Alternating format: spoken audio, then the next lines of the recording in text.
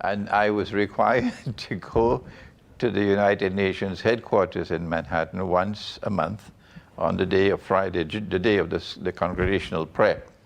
And the Secretary General gave us the largest hall in the building, which was his reception hall. So my stay in New York for those 10 years at the United Nations headquarters in Manhattan was very beneficial for me for understanding the world today. Before our interview, we gave Imran a short tour of the UN building.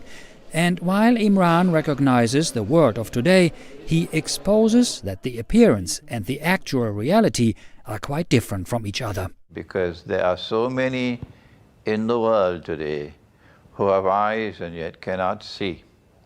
And as a consequence, they respond to me with shock and with discomfort. And that's why there are so many in the world today who have this particular attitude towards me, but not only to me. To all those, whether you be Christian or Jew or Hindu or Buddhist or Muslim, who seek to penetrate the reality of the world today and then to expose that reality. Imran also participated in many interfaith dialogues with Christian and Jewish scholars while representing Islam in the USA in the early 90s. He believes that today we are most certainly living in the end time. And we are now on the verge of the greatest war of all history. And I remember Pope Francis meeting with the head of the Orthodox Christian Church, and both of them, the leaders of this side of Christianity and that side of Christianity, both made a declaration warning about the great war which is coming and seeking to try to avoid that great war. I remember that declaration of Pope Francis in Cuba. That great war is part of the end time. The Christian knows it as Armageddon. The Muslim knows it as the Malhama. And that great war is going to substantially reduce the population of the world. We in Islamic eschatology not only know about the Great War, but we know what's going to happen after the Great War. And I was pleasantly surprised to find in Christian eschatology that you also have the same view of the conquest of Constantinople, after which the Antichrist will appear in person.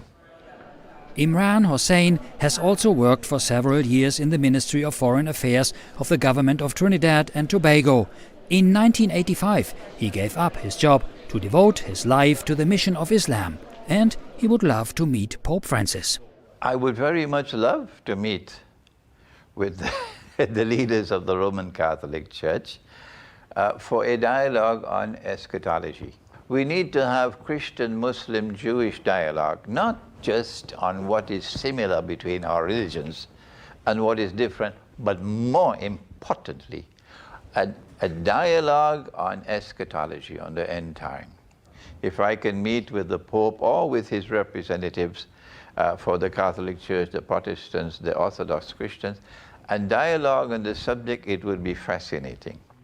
According to Imran, those who control the political and banking world have only darkness on their faces, but with our spiritual eyes, we can recognize someone who has light, who walks with purity. We have to try to separate those who are indeed pure from those who are not. And the Roman Catholic priest and scholar who is living purity, living the life of integrity, and who has been blessed with light. This is the man who we should reach out to in the Roman Catholic Church. Such a man will be able to recognize the oppressor. When Jesus comes back, you will see light walking on the road. Pure light when Jesus comes back, yeah. And we look forward to that day in the world of Islam.